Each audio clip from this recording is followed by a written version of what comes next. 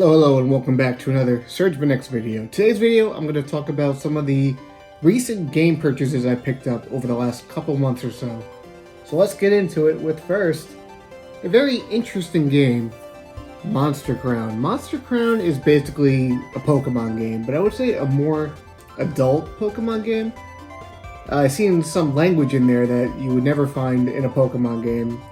And the story so far seems pretty interesting. Granted, I'm not too far into the game. And this definitely takes me back to Pokemon on the Game Boy Color in terms of the graphics, because this is an 8-bit game. And I gotta say, if you even look at the box art, some of the monsters, it looks like it came straight from the 90s. And the game itself is a little janky. Like, I'll move my character and it's not fluid. But that's really my gripe so far. You know, again, I'm not that far into the game, so maybe more issues will arise. But I got this for like 30 bucks. Not bad. It's pretty good so far. I'll definitely keep playing it, and I want to see how this game unfolds. It's not bad so far. Got this one here, Blaster Master 03, a couple of days ago from Limited Run Games. And it's the third game of the Blaster Master Zero trilogy, and Blaster Master 01 is great. The sequel was not as good, but it was still fantastic. This one, I'm only maybe an hour in, and it's good. It's a great game. Nothing really too outstanding so far. It's basically very similar to the previous two games, but I'm okay with that because these games are great. And hopefully this ends on an epic note, which it should be. I think this is going to be the last one as far as Blaster Master goes, so we'll see how this pans out. Now, unfortunately, this next one we have here, Nickelodeon All-Star Brawl. Ugh. It's not bad, but it's not good either. And what really kills this game for me is the presentation. The presentation's sloppy. It's not memorable, it's bland, it's boring, you know, and the roster's very weird. Like, I'm looking at the back of the box now, you know, it's cool that you have Aang, you have Korra, and Toph. Yeah, okay, I probably would have used Zuko or something. I think that would have been a better character. But then you have the Hey Arnold representation. You have Helga. What about Arnold? It's weird. You know, Reptar is in for the Rugrats. You know, no Tommy, Chucky, Phil, Lil, Angelica. I guess I can see why. They probably don't want you to beat up babies, I suppose. And Real Monsters. Oblina's the rep. Why not Ickis? I always felt like Ickis was the main character. And this is the thing. They use characters that aren't the main character of the show in some cases. Who else? We got Nigel Thornberry, fantastic choice. So I'm surprised there's no voice acting in this game. That kills it for me. How are you gonna have all these characters and no voice acting? I don't see. Even if you didn't re-record new dialogue, you could have just used the pre-existing clips from the shows. And then the music, you could have used music from the shows as well, or inspired from the show. It's just... I got it for 20 bucks. That was the only reason why I picked this one up, but it's a very disappointing game. And I noticed a lot of these Smash Bros. Clones that are coming out, and they're lacking in soul. They can't replicate what Sakurai did with Smash Bros. Nobody can ever do it, and I felt the same way when PlayStation All-Stars came out. It's just... these are very soulless games, and for God's sakes, there isn't any even items in this game. So much potential there. I don't know. We'll see. Maybe updates can improve the game. Actually, no. Forget that. They need a full-blown sequel with a budget. Come on, it's Nickelodeon. Nickelodeon's gonna have some money of some sort. The framework is here. I just hope they build upon it if they do make a sequel. Very, very meh game. But now to a fantastic game, Super Robot Wars 30. Oh my god, I just got into this franchise maybe 2 years ago with the release of Super Robot Wars T. So it's a turn-based strategy game similar to Fire Emblem, but very flashy, very over the top.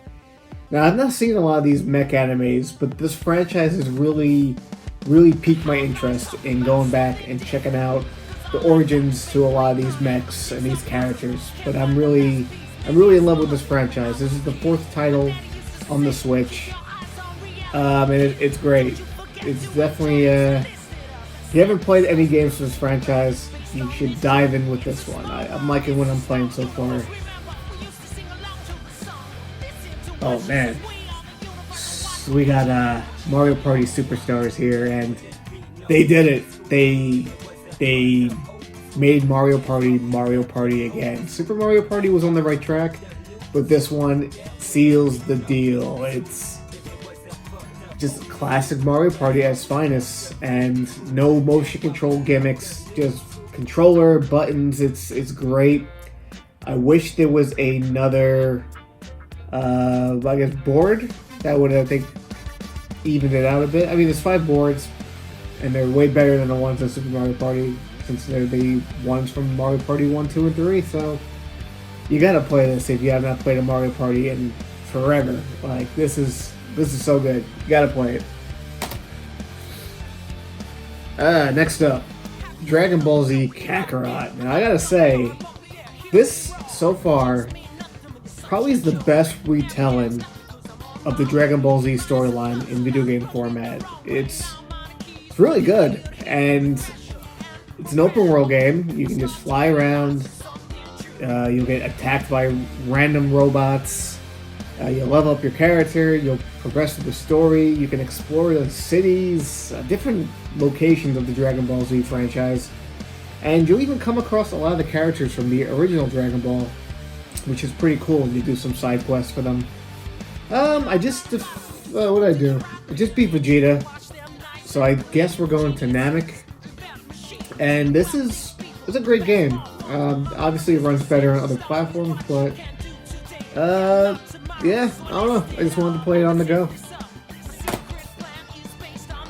Alright, we got one that just came out, Pokemon Brilliant Diamond, a remake to one of my favorite entries in the franchise, and really not much to be said here. It's Pokemon. It's not doing anything groundbreaking. This remake is basically just a graphical update to some extent. You know, obviously there's more quality of life features instilled into this game, but hey, it's Pokemon. I'm fine with what they did with it. I don't need anything over the top. Like, it's Pokemon. No, enough said on that. Now, here's one. Doki Literature Club Plus, and this game, it's good. I liked it. You know, it starts off carefree, simple, but as you go on, you know, things start to get a little weird. I don't want to say too much. This is something you should experience. You know, I can't even say it. It's going to give it away, but I was slightly disappointed in where the story goes in terms of the shock factor. I don't know. I guess this game wasn't too shocking compared to some other stuff I've played, but it's still an interesting experience that I recommend. All right, here we go. This is this is an interesting next set of games. We have oh boy, we have Shantae, which is the original Game Boy Color game ported to Switch. Its sequel that came out on DSiWare, Risky's Revenge. Ooh, the Holy Grail. Shantae and the Pirate's Curse. I don't even want to get into how much I spent for this one. And Shantae Half Hero Genie Ultimate Edition. I have not played any of these yet. I'm still missing the 7 Sirens, but I'm looking forward to eventually playing each of these in order. Ugh. My wallet is screaming. What have I done? Anyway, that's enough of the Switch games. Alright, I got this next one. a sealed copy of Sonic the Hedgehog 06, the infamously bad game on the Sonic franchise. Why did I buy a sealed copy? Well, it was 10 to 15 bucks on Amazon, free shipping, and honestly, I used to despise this game. By no means is it still a good game, but it kind of grew on me, despite its technical issues, its flaws, its bad load times. If this game was put in the oven for another year, I think we would have had a decent game, and this is the last game of the Sonic franchise that uses the old classic adventure-style gameplay formula before we got the boost games. And, damn, I wish Sega would maybe remake this game or do a remaster and just fix all the issues, because there is a good game deep inside everything that's poor about this. However, the soundtrack is spectacular out here, so I'll give it that. But, woohoo! Sonic 06, what a game. And then we got the Mega Man X Legacy Collection 1 and 2. So, what is there to be said about Mega Man X? Actually, there's a lot to say. X1 is one of my favorite games of all time. And each game kind of goes down a little bit until it gets to X4, and it goes back right up. But then you get to X5, and it starts to decline again. Then you get to X6, which I do like. Then you get to X7. X7 is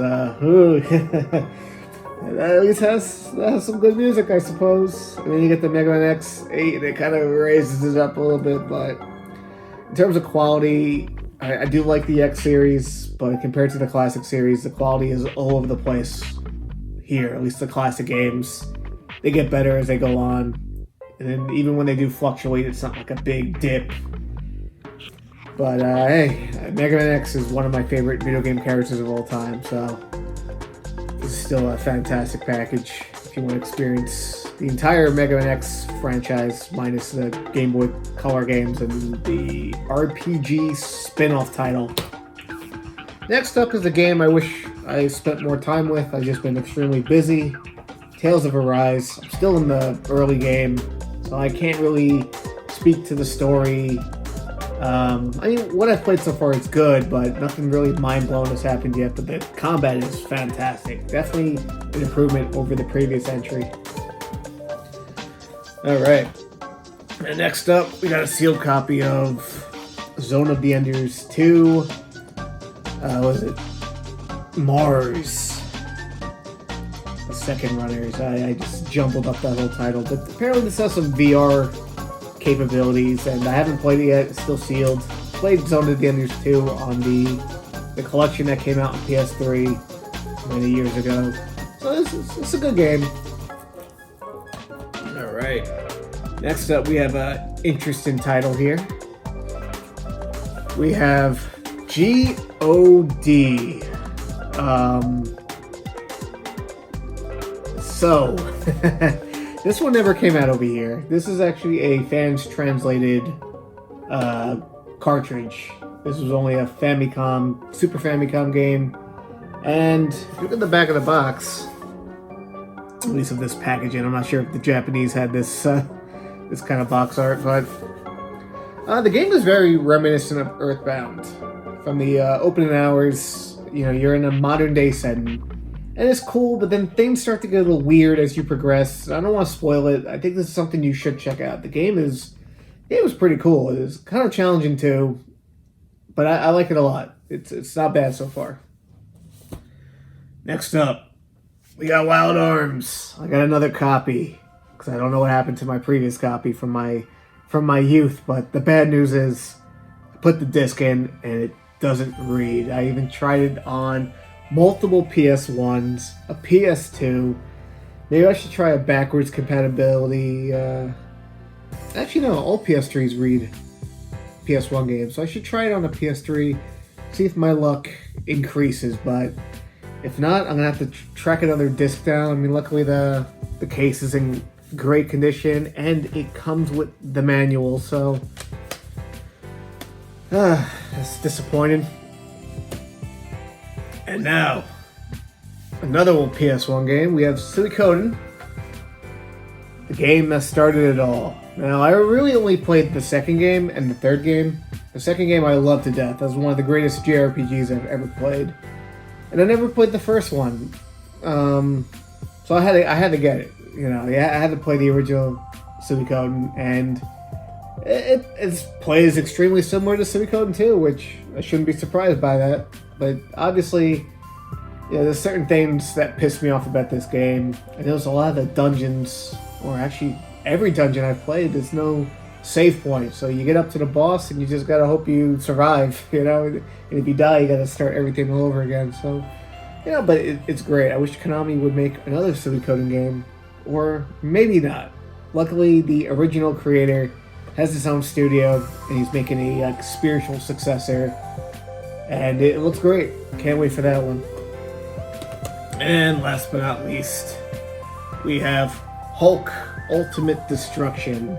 Now, I played this, I think it was a demo on PS2 many years ago that you used to get with like PlayStation Magazine, and it was fun. The open world Hulk game, you just destroy everything, and what else can you say? This is a great game. You can just destroy everything. There's missions. It's not bad. It's Hulk.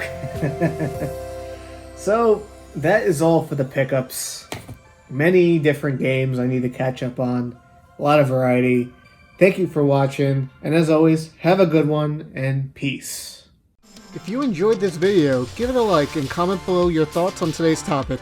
Please consider subscribing to the channel and hit that bell to be notified when the next Sergmanx video drops. Have a good one.